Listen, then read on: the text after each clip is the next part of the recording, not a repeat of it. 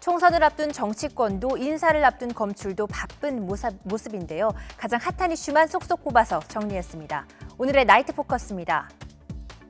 청와대 하명 수사와 선거 개입 의혹을 수사 중인 검찰이 중간 간부 인사를 앞두고 속도를 내는 모습입니다.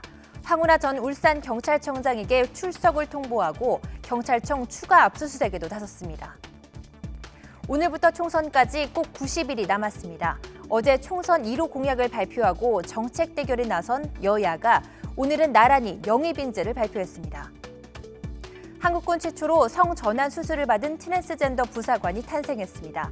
여군으로 복무를 이어가겠다고 밝힌 가운데 향 국방부의 판단이 주목됩니다. 오늘의 나이트 포커스 시작합니다.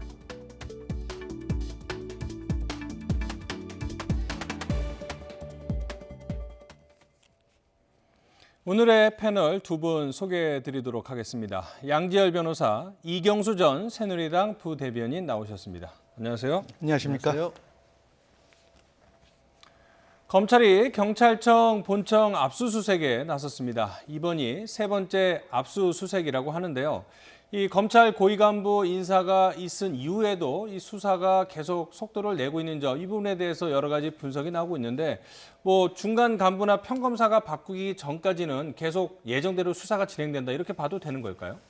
글쎄 뭐 지휘 라인이 바뀌었다고 해서 수사가 바뀌었다라고 한다면 그건 지휘 라인이 특정한 의중을 가지고 수사를 했다는 얘기밖에 더 안 되겠죠. 그러니까 범죄가 있다고 한다면 수사는 당연히 계속해서 밝혀야 되는 것은 아주 원론적인 얘기이고요. 말씀하신 것처럼 세 번째입니다. 뭐 특별하게 새롭게 갑작스럽게 경해진 것도 아니었고 그동안 이제 청와대에서 이른바 그러니까 정보 보고를 했던 부분들이 경찰청으로 넘어가서 그게 울산 쪽에 갔다라고 보고 있는 게 지금 검찰의 의혹인데 그 부분이 과연 경찰 내부 그 일종의 메시던스 같은 걸 서비스를 통해서 얼마나 구체적으로 전달이 된 것인지를 확인하고자 하는 그런 작업의 일환이기 때문에 특별히 새로운 상황은 저는 아니라고 봅니다. 네.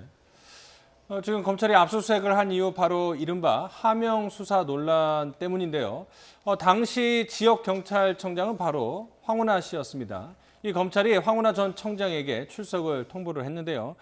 검찰 수사 황 전 청장은 어떻게 바라보고 있을지 관련 발언 들어보도록 하겠습니다. 네, 검찰이 의심할 만한 요소는 저는 있다고 봅니다. 이해합니다. 즉, 그 청와대가 경찰을 동원해서 선거 개입 목적으로 부당한 수사를 한 거 아닌가? 라는 그 의심할 만한 요소가 있다고 저는 봅니다. 네. 그런데 그것은 검찰의 그냥 단지 주관적인 상상, 허구에 불과할 수도 있거든요. 네. 물론 수사가 끝나고 재판 결과가 나와야 되겠습니다. 그래야지 이제 유무죄를 따질 수 있는데 어쨌든 이 검찰의 수사를 받는 상황에서 총선 출마를 하는 거, 이 부분에 대해서는 어떻게 보십니까? 사실 그 부분에 대해서는 이제 앞으로도 상당히 논란이 될 것 같아요. 방금 이제 그 멘트에서도 나왔듯이 황운하 청장 본인 스스로가 검찰이 그와 같은 그 의심할 만한 여건, 그다음에 배경은 충분히 자기 본인도 인정했거든요. 인정하면서 멘트 자체에는 검찰의 주관적인 판단이다. 이게 좀 앞뒤가 안 맞는다. 다시 말씀드려가지고 지금 황운하 청장 같은 경우에는 본인이 울산 청장으로 부임해서 그 당시에 이제 사건들을 그 김기현 시장 측근 비리 사건들을 수사하는 그 수사 그 책임자들 갖다가 뭐 타보서 전근시켰다든지 하는 여러 가지 의혹들이 지금 많이 나오고 있어요. 그런 것들에 대해서 충분히 아직까지 소명이 안 됐고 또 검찰 수사가 진행 중인데 예를 들어 가지고 그 본인이 그 총선에 출마하겠다. 물론 이제 뭐 총선에 출마하는 것은 본인의 그 의지이고 자유입니다. 더군다나 뭐 대한민국에서는 아직까지 네. 법원의 최종 판결이 나올 때까지는 뭐 충분히 가능한 일인데 과연 이와 같은 아주 국가적으로 중대한 문제 다시 말씀드려가지고 그 국가가 어떤 정부가 선거에 개입하는 하는 그 중대한 혹시 범죄 의혹이 있는 거기에 핵심 인물이 선거에 출마한다 하는 것들을 과연 국민들은 어떻게 생각할지 이 부분은 국민들께서 판단하시리라 보여집니다. 검찰 쪽 이야기를 들어보면 황운하 전 청장에게 소환을 통보했는데 계속 응하지 않고 있어서 뭐 체포영장 청구하는 방안을 고려하고 있다고 합니다. 이에 대해서 황운하 전 청장은 연휴가 끝나고 설 연휴가 끝나고 한 2월쯤에 왜냐하면 선거를 앞두고 많은 유권자들을 만나야 되기 때문에 일정 조절이 힘들다 뭐 이런 얘기도 하고 있는데 황운하 전 청장에 대한 행보에 대해서는 어떻게 보세요? 일단 지금 어제였나요? 오늘이었나요? 지금 그만뒀고 네. 이제 본인이 이제 명예퇴직을 희망을 했지만 계속 경찰에서 수사 중이다라는 이유로 이제 뭐 실선에서 물러났지만 자리는 계속 유지를 하고 있었지 않습니까? 그 어떤 명예퇴직을 하게 되면 못하게 되면서 받을 수 있는 불이익들을 다 감수를 하고 지금 이제 총선 출마를 본격적으로 공식화했고 또 설 명절이라고 하는 게 아시겠지만 정치를 앞두고 있는 분에게 굉장히 중요한 일이죠. 그러니까 검찰에서 당장 하루 오늘 나와라 이렇게 얘기를 한다고 바로 나간다는 게 어떻게 보면 좀 이상한 상황입니다. 사실 저렇게 뭐 중요한 어떤 뭐 행보를 하고 있는 분이 아니라 일반인이라고 할지라도 본인의 일정 맞춰서 검찰 소환 조사 조율 정도는 얼마든지 할 수 있거든요. 근데 처음 한 번 요구를 했다고 해서 바로 뭐 변호인 선임이나 이런 부분 없이 안 나온다라고 해서 바로 체포 영장이 나온다는 거, 영장 기간 나온다는 것 자체가 저는 좀 과도해 보이거든요. 뭐 그거는 뭐 검찰 측에서 얼마만큼이나 이제 황운하 전 이제 청장이죠. 전 청장에 대한 기본적인 다른 객관적인 사실이라든가 의심할 만한 자료들이 있느냐. 그리고 황 청장이 당장 뭐 도주를 한다거나 이럴 수 있는 상황은 아니지 않습니까? 그래서 그 부분은 이제 검찰 내에서도 약간은 이제 압박하는 정도의 의미에서 얘기가 나온 거지만 당장 영장 청구까지 하기는 좀 무리가 아닌가 싶습니다. 이제 말씀하신 대로 이 총선 출마를 희망하고 공개적으로 이제 총선 출마를 선언한 사람을 뭐 도주나 이런 우려 때문에 체포영장을 청구하는 게 조금 이해가 좀 안 되는 부분도 있고 보통 그렇다면은 그 소환 통보에 몇 번 정도 응하지 않으면 체포영장 같은 걸 고려를 합니까? 그게 뭐 네. 공식이 있는 건 아닌데 정식 소환 통보 이게 이제 지금 단계에서는 아마도 뭐 정식 소환장을 보내는 그런 통보는 아니고 뭐 전화 같은 걸 이용을 해서 일종 출석 일자를 조율하는 그런 정도인 모양입니다. 그럴 때는 어떤 숫자 제한이 있기가 어렵고 정식 소환 통보를 했는데 대개는 3차례 정도 아예 응하지 않았을 경우에는 뭐 영장을 청구하는 그런 것이 일종의 관례처럼 되고 있죠. 자, 얼마 전이었죠. 이제 검찰이 청와대를 압수수색하려 했다가 청와대가 상당히 거부 반응을 보이고 있습니다. 근데 이를 두고서 판사들 사이에서도 우려의 목소리가 나오고 있다 이런 보도가 있었는데요. 먼저 어떤 내용인지 차정윤 앵커가 정리했습니다. 네, 최근 판사들이 가입한 한 인터넷 카페에는 청와대의 압수수색 영장 집행 거부를 비판하는 글이 올라오고 있다고 합니다. 카페 익명 게시판에는 판사가 적법하게 발부한 영장을 거부할 수 있다면 어떻게 형사사법 절차가 운용될 수 있나라고 비판을 하기도 했고요. 또 청와대의 압수수색 영장 불응이야말로 법치를 스스로 부정하는 것과 다름이 없다라면서 나중에 구속영장도 불응한다고 하겠다라면서 비꼬는 듯한 표현도 담겼다고 합니다. 이 카페의 회원은 총 600명이 넘는데요. 진보적 성향 연구 모임으로 알려진 국제인권법 연구회 소속의 한 판사가 개설했다고 합니다. 판사들의 문제 제기에 대해서 어떻게 보십니까? 사실은 이제 판사들이 이번에 문제 제기한 거에 대해서는 어느 정도 저는 이제 좀 이해할 부분이 있다 이렇게 보여집니다.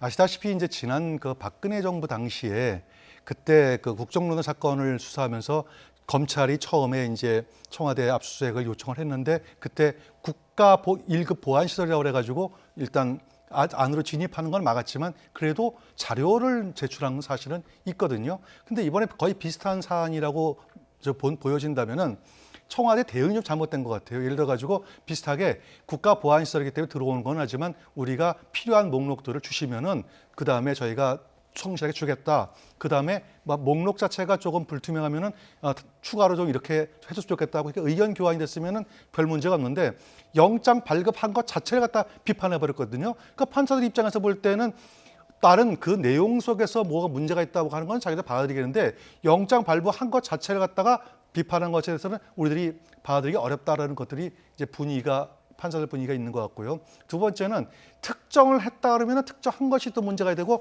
특정을 안 하면 안 했다가 문제가 된다. 이렇게 될 경우에는 사실 법을 집행하는 어떤 질서 자체를 청와대가 오히려 나서 무시하는 게 아니냐는 이와 같은 좀 비판적인 목소리가 높여진 건 사실인 것 같습니다. 네. 그런데 이런 판사들의 어떤 불만, 우려, 비판 이런 보도가 나오자 또 다른 한 판사는 한 언론에 특정 언론에 과장 왜곡 보도다 이렇게 비판을 하고 있는데 이 부분에 대해서는 좀 짚어주시죠.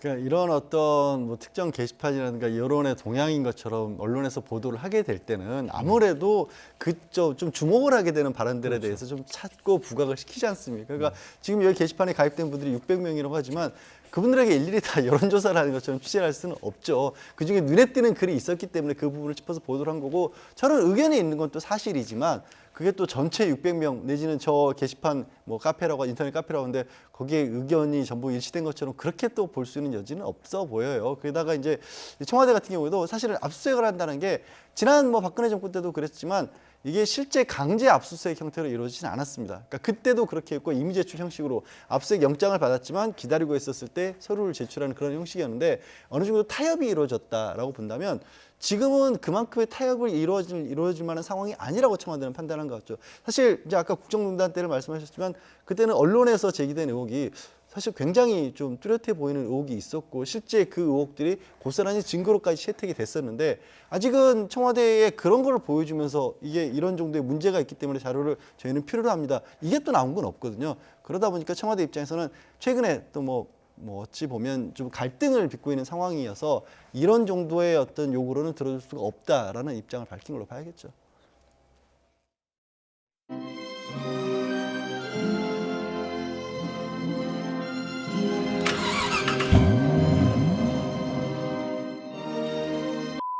대한민국 생산성을 높이는 일을 해보고 싶습니다. 유경기지를 위해 끝까지 함께 힘껏 싸워나갈 것을 당과 그 협의한 적은 전혀 없고요. 그 시장 경제에서는 적절하지가 않습니다. 홍준표 정부가 원앤 원래 표본판 게 아니다. 포도포는 의원들 대상으로 하고 물론 변화가 있는 거죠.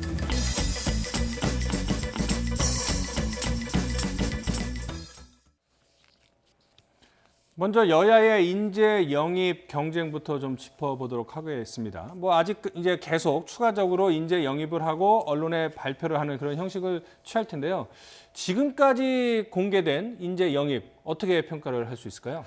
사실은 이제 그 선거가 시작되면은 각 당에서 그 선거라고 하는 이제 국민들에게 내보낸 시장에 내볼 좋은 상품들을 이제 고르는 것이 그 영입 작업으로 이루어지지 않습니까? 그런데 저는 항상 이 영입 작업이 이루어질 때마다 조금 문제가 있다고 보여지는 게 지나치게 각 당에서 이미지 위주로 다시 말씀드려가지고 뭐 언론의 어떤 이슈가 됐다든지 그런 좀 흥미 위주로 이렇게 그 영입하는 거에 대해서는 저는 좀 문제가 있다. 그래서 정치는 전문가들이 선택하는 것이 굉장히 중요한데 오히려 전문가보다는 이미지 위주로 가는 것은 우려 좀 할 만하다 이런 말씀 드리고요.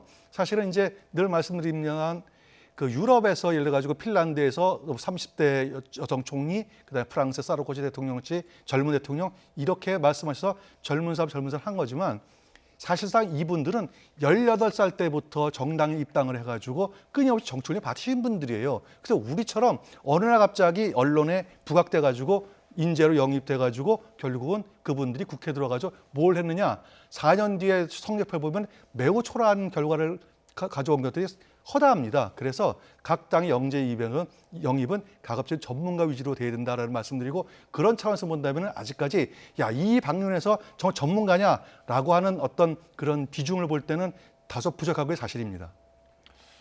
그러니 여야가 이제 뭐 성별 또는 세대별 이런 뭐 특징 정도를 찾고요. 또 어떤 직업, 또 전문성 이런 거를 볼 텐데 다소 좀 비판적인 말씀하셨는데 전문가 아니면 뭐 인재, 새로운 인재, 뭐 젊은 피 이렇게 했지만 실질적으로 의정 활동하는 거 보니까 기대만큼 효과는 없다. 이미지에 너무 치우쳐서 그런 것 같다라는 분석을 하셨는데 어떻게 생각하세요? 뭐 각 당이 뭐 민주당 같은 경우는 조금 많이 앞서 있는 상황이죠. 이제 자유한국당이 서둘러서 좀 뒤를 따라오고 있는 모양이고 그래서 민주당 같은 경우에는 나름의 전문가라고 할 수 있는 부분들 특히 이제 안보 전문가라든가 아니면 법률 전문가 검찰총장 후보로 3번이나 올랐던 분이기 때문에 이 이상의 전문가는 또 없다고도 말씀을 드릴 수가 있을 것 같아요. 다만 이제 이런 국민들이 경험칙으로 봤었을 때 설령 전문가가 돌아오더라도 그 안에서 실제로 국회에서 활동을 하고 의정에 반영되는 거는 비율이 그렇게까지 높지 않았다는 건 또 경험칙으로도 알고 있기도 하고 또 두 번째로는 지금까지 지난주까지 이 패스트트랙과 관련한 싸움이 훨씬 더 많았죠. 사실 이번 주까지도 초까지 그랬지 않습니까? 그래서 총선으로 정치권은 빨리 전환이 가능하지만 그걸 바라보는 유권자들이 그렇게 빨리 관심을 갖지는 않기 때문에 이제 각 당이 그 모든 인재 영입 작업을 지금은 하나씩 한 분씩 소개를 하고 있는 과정이고 나중에 그 스토리가 완성이 됐을 때 그걸 가지고 전체 인재 영입에 관해서 얼마만큼이나 총선에서도 국민들에게 호소할 수 있느냐는 분명히 어느 정도 영향을 끼치겠죠. 자, 이번에 더불어민주당하고 자유한국당이 나란히 내놓은 영입 인재 일단 면면을 좀 살펴볼 필요가 있습니다. 그리고 이들이 어떤 포부를 밝혔는지 한번 들어보도록 하겠습니다. 집안에 아무런 경제적 도움도 없이 콩글리시를 구사하는 토종으로 유학을 가서 학위를 받았습니다.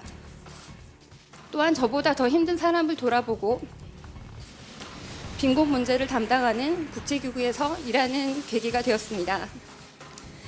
그동안 제가 꿈을 찾고 이루는 과정이 청년들에게 도움이 된다면 모두 나누고 싶습니다.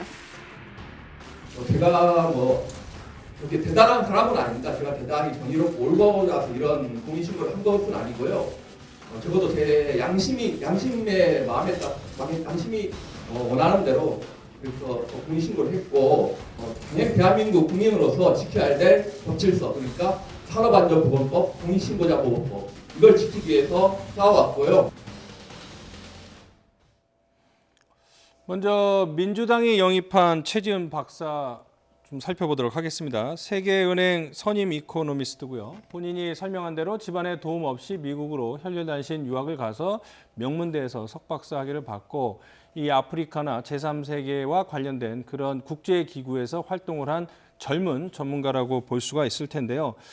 영입 의도를 보면은 통일 이후 뭐 북한과의 관계, 북한 개혁 개방에 대비한 인재 영입이다. 뭐 이렇게 분석이 되던데 그런 측면에서 좀 도움이 될 거라 보십니까? 그러니까 지금 여러 가지 키워드들이 다 섞여 있는 분이세요. 그러니까 청년이기도 하고 여성이기도 하고 경제 문제이고 말씀하신 것처럼 북한 이슈도 들어있고 그러니까 쭉 저 더불어민주당에서 뽑는 인재 영입안 순서들을 보면 말씀드린 것처럼 여성, 청년, 장애인 그리고 여권이기 때문에 도저히 소홀히 할 수 없는 안보와 관련된 부분들 그리고 지금 정부가 가장 크게 추진을 하고 있는 검찰 개혁과 관련된 부분들 또 경제 전문가들 이런 식으로 나름대로의 짜임새를 가지고 있고 근데 그것들이 과연 이제 앞으로의 공약이라든가 또 이분들이 뭐 미약하다고 할 수도 있지만 어쨌든 국회에 한 분이라도 저런 분들이 계신다는 얘기는 당내에서도 저 목소리들이 본인이 가지고 있는 전문적인 역량이 반영이 될 수밖에 없는 구조하지 않습니까? 저분들이 뭐 안건을 직접적으로 나오고 뉴스에 크게 되는 어떤 일을 만드지 않으시더라도 세계 뭐 일반적으로 알려지지 않아서 그렇지만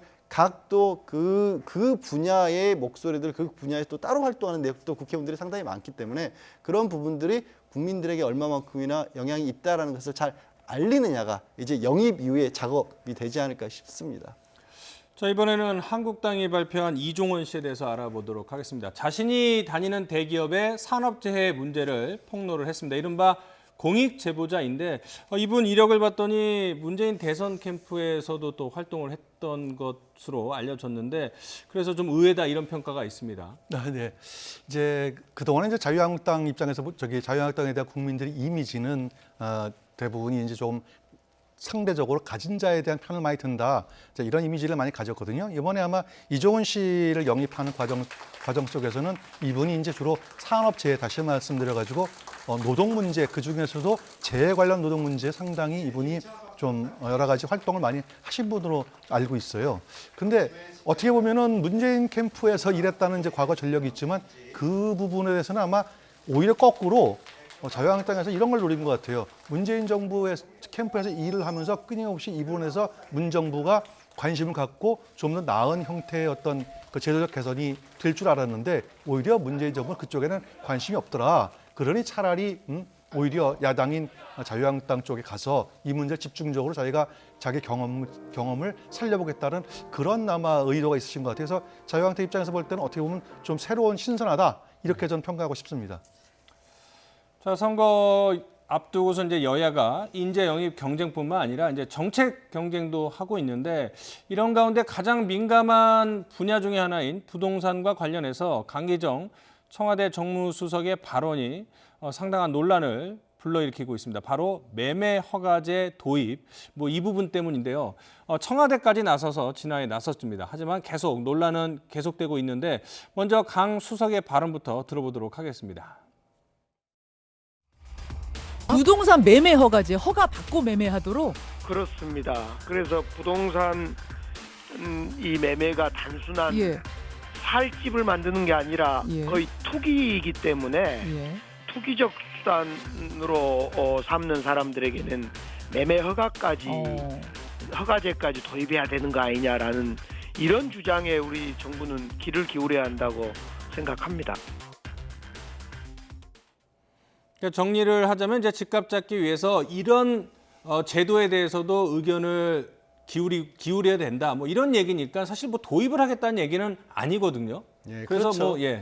사실 이제 전제 요건들이 좀 있죠. 그러니까 그런 식으로 투기를 하는 사람들, 보통 사람들은 집을 여러 채 사고 팔고 하는 것 자체가 없고, 그래서 그런 사람들을 대상으로는 매매 허가제를 도입하자는 의견까지 있다. 그러니까 그런 정도로 지금 부동산과 관련된 문제가 심각한 부분이 있다라는 거를 지금 말씀을 한 거, 그런 의견까지 나올 정도의 어떤 귀를 기울여 줘야 된다는 필요가 있는데, 다만 이 사안 자체가 우리 집값, 집 관련된 문제들은 이게 어떤 데에 초점을 맞추느냐에 따라서 정말 아다르고 아다르기도 하고, 받아들이는 입장에 따라서는 너무나 큰 사실 민생과 관련된 문제지 않습니까? 그래서 조금은 더 조심해서 말씀을 하실 필요가 있지 않았을까. 그래서 이거는 청와대가 그만큼 심각하게 바라보고 있다는 수준의 정도에서 얘기 그쳐야 되지, 실제 허가제를 하겠다, 허가제를 얘기하는 사람들의 의견을 듣는 것과 허가제를 하겠다는 사실 큰 차이지만, 이렇게 민감한 부분에서 조금 실수하신 게 아닌가 싶습니다.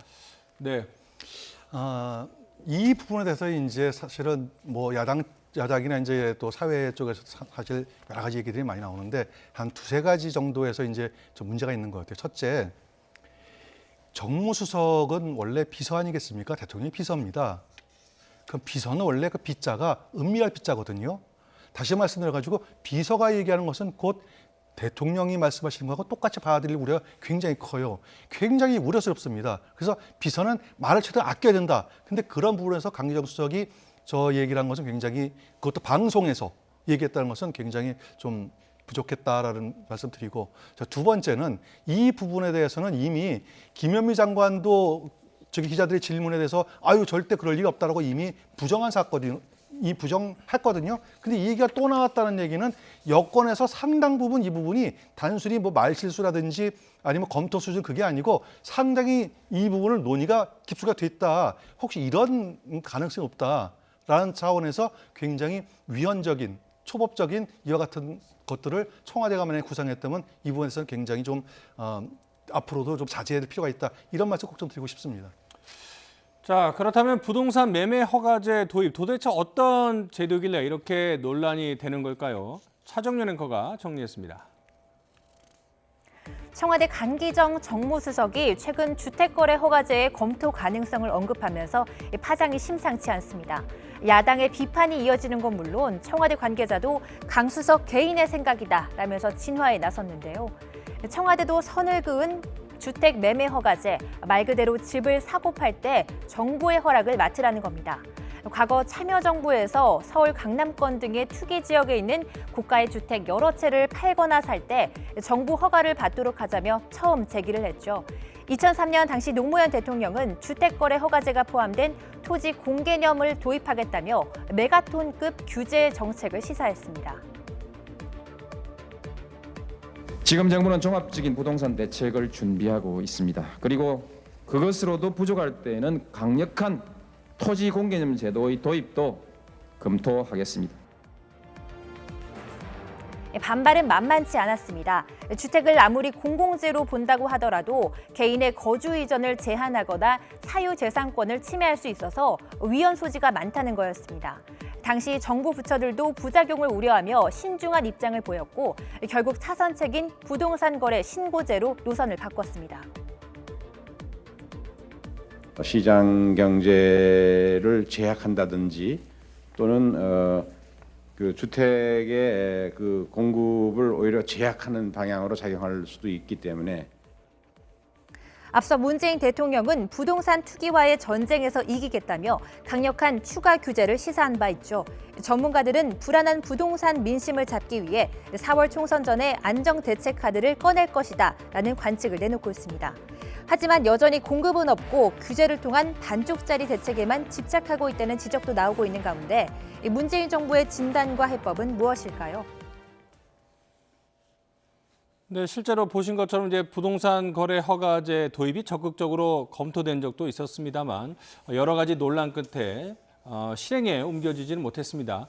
이와 관련해서 최근에 김현미 국토부 장관도 만약에 주택거래 허가제를 하겠다 하면 난리가 날 것이다. 뭐 난리라는 표현까지 썼습니다. 그러니까 뭐 가능성이 전혀 없는 정책이다 이렇게 봐도 되는 걸까요? 아니면 언젠가 꺼낼 수도 있는 카드일까요? 저는 허가제까지 꺼낼 가능성은 정말 없다라고 봅니다. 왜냐하면 특히 이제 진보 정권에서 방금 자료화면을 쓰기에 노무현 전 대통령 때를 얘기를 하셨지만 부동산과의 어떻게 보면 싸움을 했었을 때 실패했던 경험들이 더 많았습니다. 그리고 어떻게 보면 이제 시장의 어떤 흐름 같은 것들과 반하는 것들, 어떤 식으로든 규제를 해도 시장은 빠져나가려고 하는 움직임이 있다는 부분들을 너무 좀 가볍게 여겼던 경험들이 있지 않습니까? 저 허가제 같은 경우에는 거기에 더 치명적인 부분이죠. 여기 아까도 제가 이제 너무 미묘한 부분이라고 했던 게 분명히 허가제와 관련돼서 강기정 수석이 얘기를 할 때도 이게 투기를 일삼는 사람들에 한해서라는 표현을 썼습니다. 그렇지만 안 들리잖아요. 저게 안 들린단 말이에요. 이게 그럼 집 살려면 앞으로 우리도 뭐 나도 당장 허가부터 받아야 되는 거야?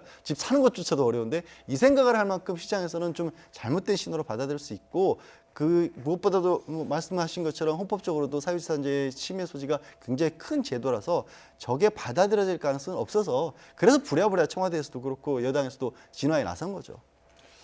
네, 그렇습니다. 그래서 이제 야당에서는 비판이 쏟아졌고요. 여당 내에서조차 이런 발언에 대해서 선을 긋는 듯한 그런 분위기입니다. 들어보겠습니다.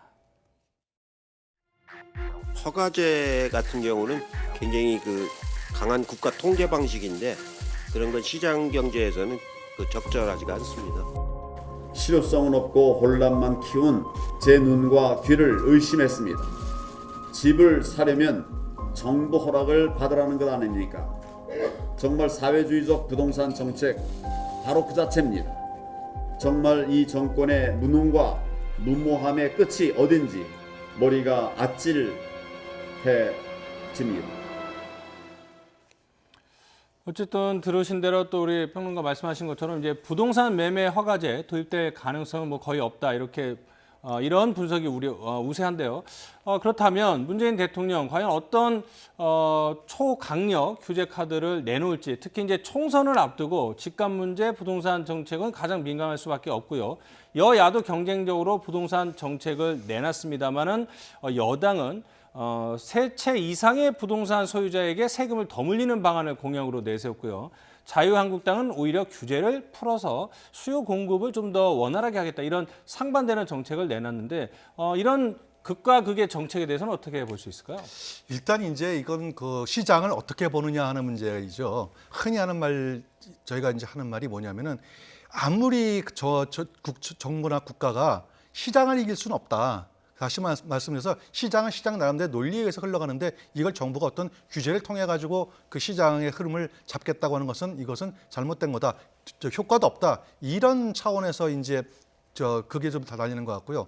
다만 부동산이 지나치게 올라가게 되면 여러 가지 문제가 있죠. 근데 왜 방금 자료하면서 황교안 대표가 이제 무능한 대책이라고 말씀드린 이제 이런 거예요. 강남 지금 문제가 강남 주택 집값 문제가 이슈가 되고 있는데 강남 주택 집값이 이게 올라가는 이유가 뭐냐면은 강남 주택 집가를 갖다가 낮추기 위해서 교육 정책을 썼습니다. 그래서 자사고 특목고를 많이 만들어서 교육 수요를 분산시켰는데 현 정부 들어서 오히려 이 자사고 특목고를 모두 없애겠다니까 강남 8학군을 다시 살려놓은 거예요. 그러다가 강남 집값이 올라갈 수밖에. 바로 이것 때문에 정부의 주택 정책하고 교육 정책이 맞물려가는 걸 갖다가 전혀 엇박자를 나기 때문에 문제가 있다. 이런 것들도 꼭 고려할 필요가 있다 이렇게 말씀드리겠습니다.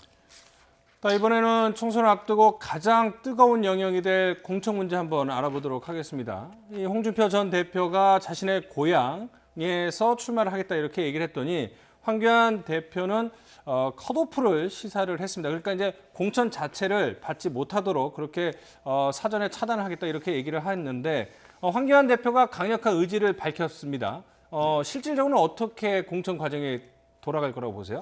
일단은 당 대표가 됐든 누가 됐든 간에 공천 시작되게 되면요, 공천관리위원장을 중심으로 한 공관위원들에 의해서 움직이게 됩니다. 그렇기 때문에 뭐 당 대표가 나서 가지고 컷오프를 하라 말라 이렇게 할 수가 없는 부분이죠. 다만 지금의 분위기를 볼 때는 오늘 이제 자유한국당에서 김용호 전 의장을 공관위원장으로 이제 모셨지 않습니까? 그 김용호 의장의 가장 커다란 장점은 뭐냐면 무색무취하면서 굉장히 원리 원칙주의자예요. 그러면서 사태를 분석하시는 능력이 뛰어나신 분입니다. 다시 말씀드려서 지금의 자유한국당이 이번 4월 총선에서 어떤 식으로 선전하기 위해서는 어떤 식으로 인재를 배치해야 될지를 본인이 잘 알고 계세요. 그런 차원에서 보면은 아마 예를 들어 가지고 지금 이슈가 되고 있는 홍준표 전 대표가 자기 고향인 밀양 창녕 출마하겠다라는 그것에 대해서는 아마 김용호 의장 공관위원장 자체가 아마 좀 반대하지 않을까, 저는 이렇게 전망해 보고 있습니다. 자, 오늘 더불어민주당이 이제 전략 공천 지역을 발표를 했습니다. 10여 곳인데요. 대부분 이번 총선 불출마를 선언했던 부총리나 장관들의 지역구인데 여기에 문희상 의장의 지역구 의정부도 포함이 됐습니다. 뭐 패스트트랙 전국에서 기억하시겠지만 자유한국당이 표결에 반대를 하면서 물리력을 행사하면서 뭐 아빠 찬스나 뭐 지역구 세습 이런 얘기를 했었던 곳인데 문희상 의장의 지역구도 전략 공천 지역에 포함이 됐습니다. 그 얘기는 공천을 받지 못할 수도 있다는 건가, 아니면 문희상 의장의 아들을 전략 공천하겠다는 뜻일까요?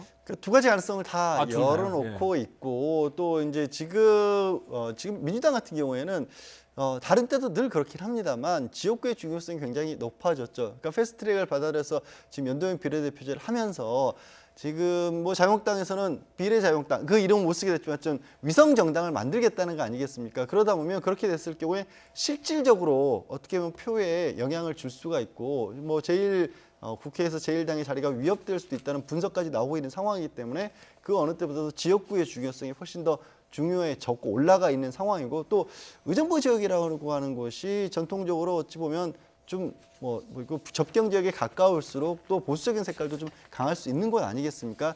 게다가 지난번 굉장히 저는 그런 일은 있어서는 안 될 행동이었다고 봅니다만, 어찌됐든 국회에서 이 다른 의원들이 문희상 의장을 공격하는 과정에서 세간의 이슈가 됐어요. 그러니까 논란의 거리가 한 번 됐기 때문에 그래서 그냥 넘어가기에는 더불어민주당 입장에서도 좀 찜찜한 상황이 아니었을까 싶습니다. 그래서 말씀드린 것처럼 실제 따져봤을 때 지금 문희상 아들이 저기에 만약에 전략적으로 공천을 했을 때 당선 가능성이 높다라면 여전히 저는 가능성은 있지만 저거를 그냥 있는 그대로 해서 일반 지역구처럼 돌리는 것 자체가 좀 부담스러운 상황이 아니었을까 싶습니다.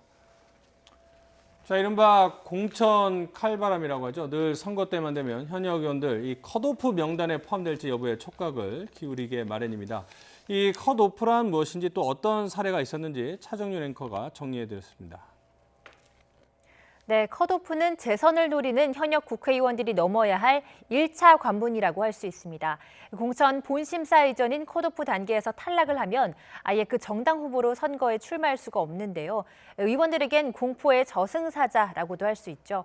민주당 이해찬 대표도 직전인 20대 총선에서 컷오프를 당했는데요. 결국 무소속으로 세종에 출마해서 당선이 됐고 다시 입당을 해서 전당대회를 거쳐 당 대표에 올랐습니다. 또 강기정 청와대 정무수석도 컷오프 문턱을 넘지 못해서 20대 총선에 불출마하기도 했습니다. 자, 그 청와대 대변인 출신이죠. 김의겸 전 대변인이 이제 전북 군산에서 출마를 준비 중인데, 출마를 준비하는 후보들이 적합성 그런 심사를 받나 봐요. 그런데 바로 합격 통지를 못 받고 계속 심사 대상이다, 이렇게 통보를 받았다는데 이거는 어떤 의미가 있을까요? 지금 민주당에서 밝히고 있는 부분은 이제 김의겸 전 대변인이 사실 청와대에서 물러나게 된 것이 이제 본인의 부동산 투자 부분이 좀 국민적 감정에 배치된다라는 그런 거 아니겠습니까? 그 소식이 알려지면서 이제 국회로 출마하겠다라는 대신 그때 얻었던 어떻게 보면은 차액, 그러니까 이익 같은 경우를 기부를 하겠다고 했었습니다. 그런데 그 부분이 아직 명확하게 정리가 좀 덜 됐다. 당 차원에서 이걸 봤었을 때 나중에 이거를 지금 아까 조금 전까지 저희가 지금 청와대 가장 앞장서서 해야 될 것 중에 부동산 정책인데, 전 청와대 대변인 자격으로 와서 출마하는 국회의원의 부동산 관련 부분들이 명확하게 정리가 안 돼 있으면 이거는 야당에서 바로 공격이 들어올 수밖에 없는 상황 아니겠습니까? 그래서 그 투기 의혹 관련돼서 정확하게 얼마에 구입하고 어떻게 샀고 또 실제 이제 기부를 하겠다고 밝혔기 때문에 그 기부하게 된 차액이라든가 기부 계획 같은 걸 어떻게 된지를 좀 더 면밀하게 밝히라는 차원으로 보입니다. 네. 자, 이번에는 오늘 인터넷에서 가장 뜨거운 관심을 받고 논란이 됐던 기사 또 내용을 한번 알아보도록 하겠습니다. 우리 군 첫 번째 트랜스젠더 부사관이 나왔습니다. 남성에서 이제 여성으로 성 전환을 했는데 계속 여군에서 복무를 하고 싶다. 뭐 이런 얘기가 나오면서 논란이 되고 있습니다. 조금 뭐 인권 문제도 걸려 있고 우리나라의 다양한 이제 성소수자 문제도 걸려 있습니다. 그래서 좀 해결이 쉽지 않을 수도 있을 것 같아요. 이분이 이제 2017년도 입대하신 분인데 2019년도에 그 국군 수도병원에서 이제 좀 검사를 좀 받았어요. 이때 검사 받은 게 이제 뭐냐면 성별 불합치 다시 말씀하셔서 이제 뭐 젠더 디스포리아라고 해가지고 자기의 성 정체성이 흔들리다는 것을 이제 진단을 받았거든요. 그래서 사실은 이 부분 때문에 계속해서 관심 간부로 이렇게 됐죠. 근데 갑자기 작년 11월 달에 그 태국에서 성전환 수술을 받았어요. 근데 이제 문제는 이분이 성전환 수술을 받을 때 과연 몇 가지 이제 전제가 있습니다. 이거를 상급 부대, 그러니까 자기가 소속 부대 장한테 보고를 해서 소속 부대 장이 과연 정식으로 허락을 한 건지 안 한 건지 이 부분도 좀 문제가 되고 이것도 좀 앞으로 문제가 될 것 같아요. 근데 핵심이 뭐냐면은 우리나라 이제 병역법 이렇게 보면은 사실은 처음서부터 입대하기 전에 성 정체성에 혼란이 있는 분은 입대가 불허가 됩니다. 그래서 만약에 이 부분을 속이고 만약에 들어왔는데 그렇게 되면 관심사병을 뒀다가 나중에 전역심사위원회가 또 열려가지고 또 중간에 전역시키거든요. 이제 이게 왜 그러냐면은 군대란 특수성 때문에 그렇습니다. 그래서 이와 같은 것을 볼 때 여러 가지 이제 국방부에서는 이 부분에 대해서 명확하게 복무 중에 이제 젠더가 바뀌었기 때문에 이 부분에서는 규정이 없어가지고 좀 곤란한데 아마 처음에 병역법 그러니까 입대하기 전에 이와 같은 분들은 복무가 불가능하다는 그 근거를 보면은 아마 전역하는 쪽으로 아마 결론이 나오지 않을까 이렇게 보여집니다. 이분이 말씀 들으신 것처럼 2년 동안 복무를 했고 이제 남은 의무 복무 기간은 한 2년 정도 남았다고 합니다. 그 2년은 이제 여군에서 활동을 하고 싶다고 하는데 전역심사위원회에서 어떤 결론을 나오게 될지 모르겠지만 문제는 뭐 강제로 전역시킬 수 있는 뭐 규정조차 없다고 그래요. 그래서 자칫 잘못하면은 인권 침해 논란도 나올 수 있고 뭐 그럴 것 같습니다. 예, 그리고 이제 말씀하신 것처럼 이런 상황을 예측하기는 좀 어려웠죠. 네. 그리고 이제 어떻게 보면 이제 성 전환을 그러니까 여성의 경우에 여성이었다가 남성으로 성 전환했을 경우에 군복무를 어떻게 할지에 관해서는 어느 정도 규정이 있는데 그건 입대 전입니다. 그러니까 이 경우에는 또 남성이었는데 여성으로 된 거고 또 이게 의무로 군입대한 게 아니라 군 간부로 하사관으로 지금 들어와서 그 직업군인을 선택한 거 아니겠습니까? 그렇기 때문에 과연 성별의 바뀜이 이 사람 본인이 달라졌다고 볼 수 있느냐를 좀 따져봐야 될 것 같아요. 그러니까 같은 사람이라고 한다라면 그냥 주민등록번호성의 앞자리와 뒷자리가 바뀐 거에 의미를 두는 거고 남성이냐 여성이냐가 그렇게까지 중요한 문제가 아닐 수가 있는 거고 그렇지 않고 지금 군에서 봤었을 때는 그런 문제가 굉장히 중요하다라는 부분으로 지금 결론이 내려진다라면 이제 더 이상 복역을 못하도록 할 수도 있는 상황인데 하여튼 문제는 지금 이제 다만 군병원에서 장애 등급을 줬다라는 부분은 저는 조금 문제가 있다고 봐요. 뭐냐면 이거는 이제 군 생활을 하는 과정에서 뭐 사고를 당했다거나 했었을 경우에 그렇게 해서 본인의 어떤 그 신체에 훼손이 왔었을 때 그거를 장애 등급을 주고 있는 거지 이 지금 하사관처럼 본인이 적극적인 의지를 가지고 수술을 받은 것까지 그 규정을 적용해서 3급 장애라고 본 것은 그거는 조금 잘못된 그 부여가 아닌가 싶습니다. 그러니까 이제 트랜스젠더에 대해서 좀 입장에서 얘기를 하면은 결국 성 전환이라는 건 이제 자신의 성 정체성을 찾기 위한 건데 그것을 만약에 지금 군 부대에서 적용하는 것처럼 장애 등급을 부여를 한다면 아마 지금 우리 사회에서 모든 트랜스젠더는 그러면 장애인이냐 뭐 이런 이야기도 나올 수 있을 것 같습니다. 자, 이런 가운데 현역 그 문제에 대해서 많은 관심을 갖고 있는 군인권센터에서도 이 현역 부사관의 복무 기간 보장을 해줘야 된다 이러면서 옹호 발언을 했는데요. 한번 임태훈 소장의 발언 내용 한번 들어보도록 하겠습니다. 탱크 조종수로 성실히 복무해오던 A 하사는 트랜스젠더로서 온전히 정체화한 후 소속 부대의 배려 속에 성전환 수술에 이를 수 있었다. 육군이 이미 성별 정정 과정 전반을 승인한 바 있고 당사자를 포함하여 소속 부대도 A 하사가 계속 복무하기를 강력히 희망하고 있어 전향적인 결과를 기대하고 있다. 네, 그러면 차정윤 앵커를 통해서 과연 이분이 어떤 그 과정에서 입대를 하게 됐고 복무를 하게 됐는지 좀 살펴볼 필요가 있습니다. 앞서 설명을 드린 것처럼 2년 전에 군의 이제 의무 것이 아니고요, 자신이 원해서 입대를 하게 됐는데 차정윤 앵커가 한번 정리를 해봤습니다. 네, 대한민국 국군 창설 71년 만에 처음으로 스스로 성별을 바꾼 군인이 나왔습니다. 여군으로 계속 복무를 하고 싶다는 20대 A하사, 지난해 12월 휴가를 신청해서 태국에서 성전환 수술을 받았습니다. 사실 A하사가 소속된 이 부대는 지난해 6월부터 이 하사를 상담을 하면서 수술까지 가는 과정에 대한 전반적인 지원을 해왔다고 합니다. 육군은 A하사에 대해 심신장애 3급 판정을 내린 상태입니다. 현재 군에서 군병원에서 치료를 받고 있는 A하사는 법원에 성별 정정 신청을 낸 상태인데요. 성별 정정이 이뤄진 다음에 전역 심사를 받겠다면서 오는 22일에 예정된 전역 심사위원회 연기 요청을 한 상태입니다. 네, 미국 같은 경우에는 병사가 130만 명이 되는데 이 중에 한 15,000명이 트랜스젠더라는 그렇게 추정이 된다라는 자료가 있습니다. 물론 이 복무 중에 성 전환을 하는 사례가 있었는지 또 이런 사례에 대해서 선진국, 이른바 인권 선진국에서조차 관대한지 이런 부분에 대해서는 좀 더 자료 조사가 필요한데 지금 임태훈 소장처럼 옹호하는 쪽도 있지만 좀 부정적인 쪽도 있습니다. 그중에 지적이 뭐냐면 남자 직업군인보다는 여군 직업군인이 경쟁률이 더 치열하다. 그래서 단순히 성이 바뀌었기 때문에 남자 군인에서 여자 군인으로 가는 그런 기계적 이동은 불평등하다. 뭐 이런 지적도 나오는데 이런 지적에 대해서는 어떻게 보십니까? 근데 이제 그걸 가지고 지금 하사에 대해서 부적절하다는 건 저는 그렇게 바람직하다고 보여지는 않습니다.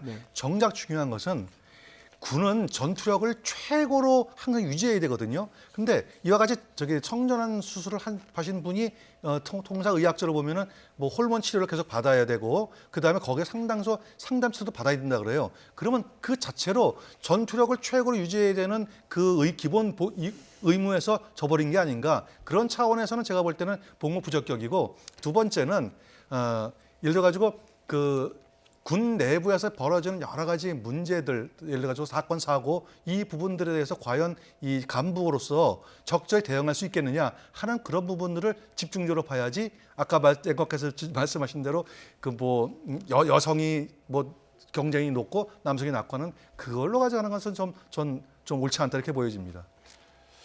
알겠습니다. 이번에는 이국종 교수 사건 좀 알아보죠. 아주대 의료원장이 이 교수에게 폭언한 그런 녹취록이 공개돼서 계속 논란이 이어지고 있는데, 이 교수가 귀국 이후에 병원 측 주장이 거짓말이라면서 이제 반박을 했습니다. 한 언론 보도를 보면 이렇게 좀 격한 반응을 보이면서 아주대 병원 측의 주장은 사실이 아니다 이렇게 반박을 하고 있습니다. 이런 가운데 이제 아주대 의대 교수회에서도 이제 성명을 내서 의료원장의 사과와 사임을 촉구했습니다. 자, 지금 이 문제, 일단은 아주대 병원에서 별로 그렇게 해명을 안 하고 있는 것도 좀 의아스러운 면도 있어요. 네, 그러니까 지금 전말 같은 경우에는 처음에 이게 보도가 된 이후 아주대 병원에서는 어떻게 처음에 해명을 했냐면, 이게 한 4, 5년 전에 그러니까 이 교수의 직장 내 근무 태도를 문제 삼았던 것이다라고 또 해명을 했지 않습니까? 거기에 대해서 이제 말씀하신 것처럼 이국종 센터장 같은 경우 굉장히 이제 강하게 이제 반발을 하면서 당시에 인사와 관련돼서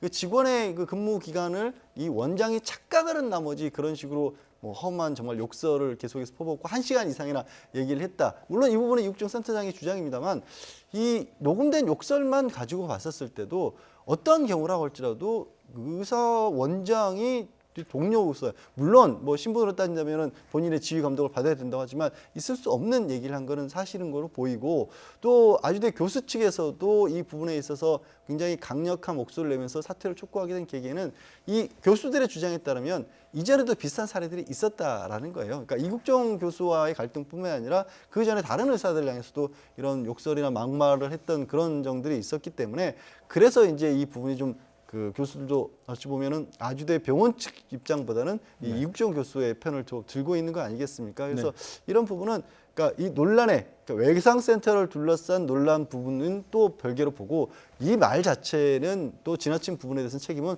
별도로 져야 될 것으로 보입니다. 자, 뭐 인터넷 댓글도 좀 한번 살펴봤는데요. 이참에 외상센터를 민간에게 맡기지 말고 국가에서 관리를 하자. 국립외상센터를 만들자. 뭐 이런 지적들도 나왔고요. 뭐 이 세상에는 건들지 말아야 될 사람이 있다. 이런 얘기도 있는데 여기서 한 가지 이제 주목할 것은 이국종 교수는 환자만 바라본다면 이 병원장, 의료원장은 병원을 사업으로 생각하고 있다. 뭐 이런 얘기가 있어요. 그래서 결국은 외상센터를 통해서 자신의 의사로서의 역할을 하려는 이국종 교수와 아무래도 경영 측면을 고려할 수밖에 없는 병원 또는 원장의 갈등, 해묵은 갈등이 폭발한 것이다. 뭐 이런 지적들도 나오고 있습니다. 이제 일부 이제 언론 보도에 의하면은 이제 이런 것 같아요. 저기 외상센터는 지금 권역별로 좀 구성이 되어 있습니다. 그래서 이제 이국종 교수가 근무하고 있는 아주대면은 이제 서울 남부권이거든요. 근데 이제 어떨 때는 이제 이국종 교수한테 아마 그 119라든지 그런 쪽에서 연락이 오는 모양이에요. 예를 들어가지고 제주도, 그다음 심지어는 뭐 다른 타지, 뭐 전라북도 이런 식으로 그 자기의 권역을 벗어난 타지에서도 연락이 오면 이국종 교수는 아마 출동을 하신 것 같아요. 그러다 보니까 병상도 일단 모자라고 그다음에 헬기가 운영돼야 되니까 헬기 운영 비용도 지금 과도하게 들어가고 하는 그것 때문에 이제 그 원장하고 갈등이 있었던 것 같아요. 그래서 원장도 이국종 교수한테 너무 지나치다 이거 하고 몇 번 얘기를 한 것 같은데 그러나 이국종 교수 입장에서 볼 때는 의사에서 가장 첫 번째 뭘까요? 환자만 보는 거예요. 그 사람이 뭐 돈이 있든 없든 이 동네 사람이든 타 동네 사람이든 상관없는 거 아니겠습니까? 그런 차원에서 보면은 제가 볼 때는 이국종 교수를 한테 나무라는 건 제가 볼 때는 좀 문제가 있는 거고 그리고 설사 그것이 갈등이 있다 하더라도 욕설을 통해서 한다는 것은 제가 볼 때는 도저히 받을 수가 없다. 그다음에 이 욕설도 이국종 교수한테만 한 것이 아니라 그 다른 증언에 가면은 다른 그 교수들한테도 했다는 그런 증언이 또 있어요. 그러면은 이분은 기본적으로 갑질을 하는 사람이지 과연 정말 병원의 운영을 생각해서 했느냐라고 보기에는 좀 무리가 있다. 그래서 대단히 잘못됐다 이렇게 보여집니다. 자, 한 가지 이제 마지막 사건 더 알아볼 텐데요. 바로 배우 주진모 씨 사건이죠. 주진모 씨의 휴대전화, 스마트폰이 해킹을 당해서 그 예전에 또 다른 누군가와 나눴던 은밀한 대화가 유출이 됐죠. 해커들에게 이제 협박도 받았는데 문제는 그러니까 이제 해킹 피해자입니다. 하지만 문제는 그 대화 내용에서 이제 여성을 바라보는 잘못된 인식들이 문제가 되고 있는데 주진모 씨가 이제 입장을 밝혔습니다. 해킹 당한 것은 사실이다. 또 그런 대화를 나눈 것은 사실이다라고 인정을 하면서 해커들의 협박에 응하지 않은 것은 몰래 촬영이나 유포가 없었다. 그리고 뭐 고개 숙여 용서를 했다 이렇게 핵심을 했는데 협박에 응하지 않았다. 근데 이 부분을 좀 지켜봐야 될 것 같아요. 그러니까 자기도 어떻게 보면은 가해자는 아니다 이렇게 항명을 하는 것 같은데 오히려 이런 해명이나 변명 이런 것들이 오히려 누리꾼들의 많은 그 반발을 사더군요. 그러니까 지금 이제 그 주진모 씨 입장은 뭐냐면 그 문자에 본인이 맞다라는 것을 사실 인정한 거예요. 그러나 그 문자 내용 중에 일부를 악의적으로 좀 왜곡하고 편집해서 그걸 유포를 시켰고 그 바람에 자신도 어떻게 보면 협박의 피해자인데 피해자에 대해서는 아무런 어떻게 보면은 좀 뭐 동정심이 없는 것 같다라는 얘기를 했고 대신 이제 여성에 관한 얘기를 나누면서도 여성의 신체를 자기가 일부러 뭐 몰래 촬영해서 그거를 이 사람들끼리 돌려보거나 그런 사실은 없다라는 겁니다. 하지만 지적하신 것처럼 그럼에도 불구하고 얼마만큼 어떻게 왜곡되는지 모르지만 기본적으로 어떻게 보면 부적절한 대화 자체가 있었다는 건 사실상 인정한 게 아니냐라고 보는 게 지금 어떻게 보면 대중들의 더 많은 시선으로 보입니다. 그래서 아마 주진모 씨는 자신이 해커들의 부당한 협박에 응하지 않았고 그다음에 불법 촬영, 예전에 그 승리 씨 사건을 아신 것처럼 이제 부정하게 불법으로 여성들을 몰래 촬영한 것은 없다. 그러면서 이제 자신뿐 아니라 최근에 이제 결혼을 했죠. 가족들 안에도 심적으로 많은 고통을 겪고 있다 이렇게 일종의 하소연을 한 것 같은데 그러니까 이제 본인과 가족들이 피해를 당하고 있다라는 그런 항의지만 전반적으로 그 대중들이 왜 이 주진모 씨에게 분노를 하고 실망을 했는지 그 부분은 잘 이해를 못하고 있는 게 아닌가 그런 면도 좀 아쉬운 측면이 있습니다. 방금 이제 양 변호사님께서 이제 말씀을 주셨듯이 그 대화 내용 중에서 과연 주진모 씨가 변명하는 것처럼 얼마만큼 거기서 왜곡이 됐는지 그건 알 수가 없어요. 실제로 내용을 전부 다 왜곡한 것인지 아니면 일부만 악의적으로 한 것인지 모르기 때문에 만약에 일부만 악의적으로 했다면은 그 전반적인 내용은 맞는 게 아니냐라는 것들이 이제 일반 그 네티즌들이 이제 바라보는 것 같아요. 다만 그럼에도 불구하고 어쨌든 간에 이 사회에서 해킹 그리고 협박 이것이 먼저 우선되는 범죄다. 이 말씀 꼭 드리고 싶습니다. 알겠습니다. 자, 오늘 나이트 포커스는 여기서 마무리 짓도록 하겠습니다. 양지열 변호사, 이경수 전 새누리당 부대변인 두 분과 함께했습니다. 고맙습니다.